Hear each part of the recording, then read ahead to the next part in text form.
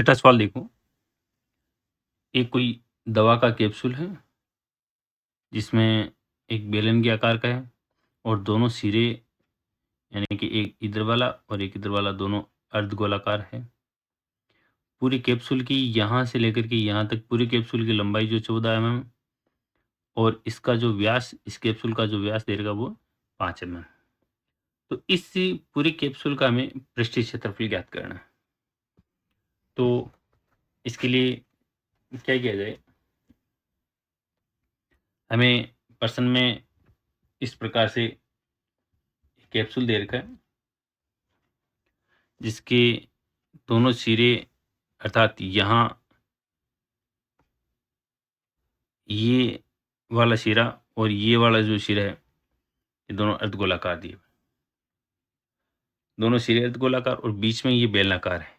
यहाँ से लेकर के यहाँ तक इसकी कुल लंबाई 14 mm और इसका यहाँ जो व्यास है वो 5 mm दिया हुआ है। तब हमें इसका पृष्ठीय क्षेत्रफल ज्ञात करना है।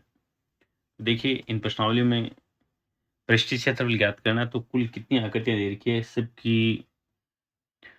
सभी आकृतियों को मिलाकर के उनका पृष्ठीय क्षेत्रफल अगर जोड़ दिया जाए तो कुल पृष्ठीय क्षेत्रफल आकृति का आ जाएगा। हमें यहाँ कैप्सूल दे रखा है तो कैप्सूल में जो बेलनाकार भाग है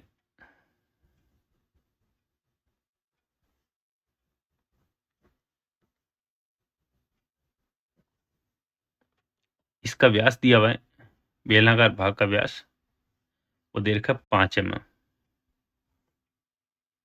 ठीक है, और तो व्यास अगर ये है तो त्रिज्या के लिए हम लोग लिखते हैं त्रिज्या बराबर व्यास के बटा में 2, यानी कि व्यास की आधी क्या हो जाती है त्रिज्या, तो यहाँ त्रिज्या 5 के बटा में 2 व्यास दिया हुआ था 5 mm, हम लोग इसका आधा कर देंगे तो त्रिज्या प्राप्त हो जाएगी। अब प्रश्न में कहा है कि जो दोनों सिरे अर्धगोलाकार है तो इस अर्धगोले की त्रिज्या जो है वो किसके बेलनाकार भाग की त्रिज्या के बराबर होगी।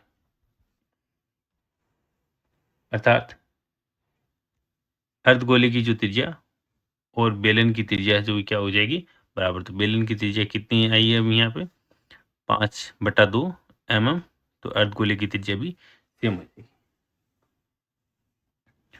अब हम लोग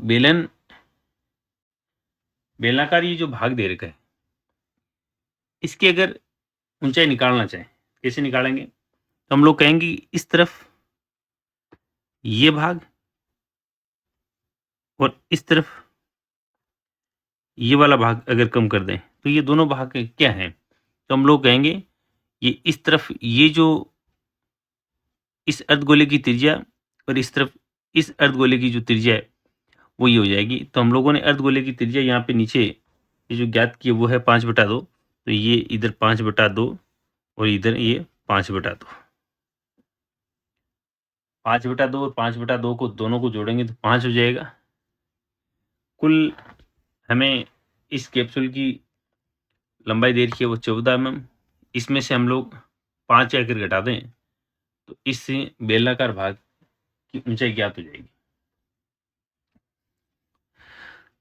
तो बेलनाकार भाग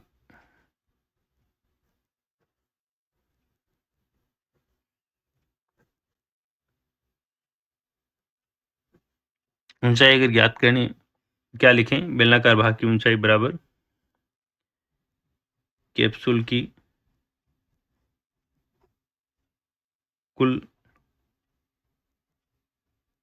लंबाई माइनस 2 गोलों की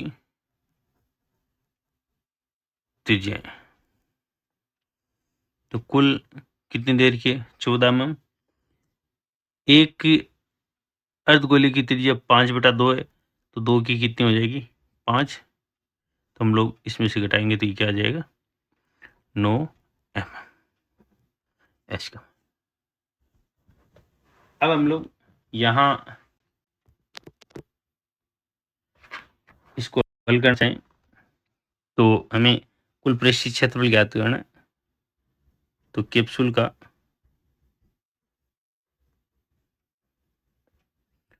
कुल पृष्ठीय क्षेत्रफल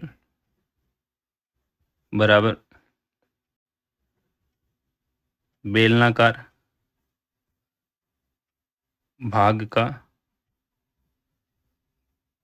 पृष्ठीय क्षेत्रफल प्लस 2 अर्धगोलों का पृष्ठीय क्षेत्रफल। एक बेलन का पृष्ठीय क्षेत्रफल ज्ञात करना तो फॉर्मूला होता है 2 पाई आर एच। यहाँ एक अर्धगोले का होता है 2 पाई आर स्क्वायर, तो 2 गुणा 2 पाई आर स्क्वायर। तो अर्धगोले इसलिए ये लिख दिया। अब जो जो चीज़ें कॉमन आ रही हैं उनको कॉमन लो। यहाँ पर भी 2 है, यहाँ पर भी 2 है, तो 2 कॉमन ले लिया। पाई कॉमन आ रहा है, यहाँ आर, यहाँ पर भी आर कॉमन आ रहा है। इसमें आ जाएगा एच, और यहाँ एक आर, तो ये आ गया एक आर और एक 2 ये, तो ये आ जाएगा।